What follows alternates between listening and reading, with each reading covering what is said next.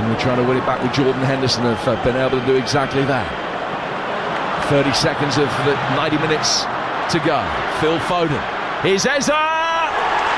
That seals it. Wonderful goal from Berichi Eza.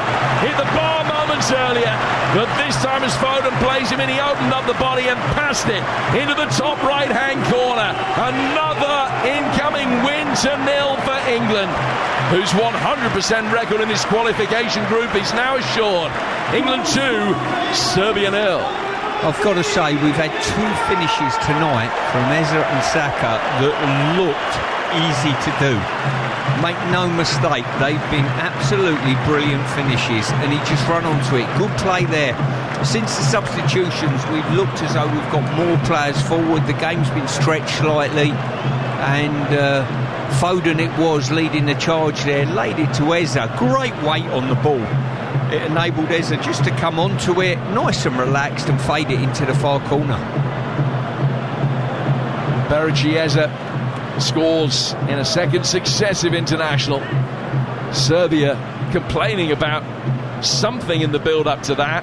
There's a lot of anger. It might be born of the frustration in the group, the fact that they now know as the game goes into stoppage time that there's no chance. I don't think that they will be able to fight back and get the draw that they need. They know that they're going to be finishing third in this group. Meanwhile, at the behest of the fourth official, across comes the referee and he books Veljko Paunovic, the Serbian coach. I think they were looking for either a foul from Konsa or a back pass from Konsa in that challenge at the edge of the box. That's all I can think of, Jim. Well, the VAR had a lengthy look at it, but the goal does stand. And England lead by 2-0. Maybe the slight tug, yeah. Bellingham with a slight tug on Pavlovic to win possession back in the first place for England. But the goal stands. It's Saka and Eza, and it's a 2-0 lead for England with 2.5 minutes of stoppage time still to go. Adam Wharton almost caught in possession there. Ended up playing it back towards Ezri Konsa, who did well to flick it away. Foden to Bellingham. Foden's been lively since coming on. He's showing for the ball. He's got it again now and sends an aerial 45-degree ball out to the England right-hand side for Bukayo Saka. Jordan Henderson's going to come onto it. Saka again. The fact that Saka is the only forward who's had 90 minutes tonight makes me wonder whether he might be left out potentially for the game in Albania on Sunday. Be interesting to see exactly how much of a part he plays. Stones has got it. He's got Pickford behind him. Pickford not too far away now from leaving the field, having not conceded for 900 minutes. Back for Pickford again. He's rolling his studs over the top of the ball. And now flighting it forward towards halfway. Saka's turned his man beautifully. Chance for England to set the seal on it now. Saka. Here's Jude Bellingham coming forward. Eza's got it again. Dancing inside the first challenge. Bellingham continues his run forward. And Pavlovic takes it out of the hands of his goalkeeper. Couldn't really leave it. He's put it behind for a corner. Yeah, it was a near miss for a good chance. I think Saka's pass was too soon. I think once he got beyond the back line, he should have been opening his legs and committing one of the central defenders across to him before he played the pass.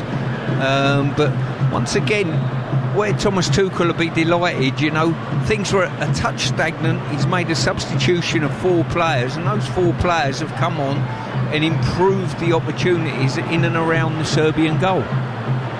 Foden takes his latest England corner.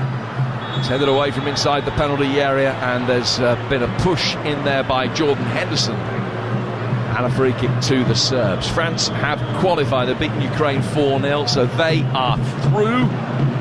Norway all but mathematically through to join England, who make it 7 wins out of 7 in this qualification group.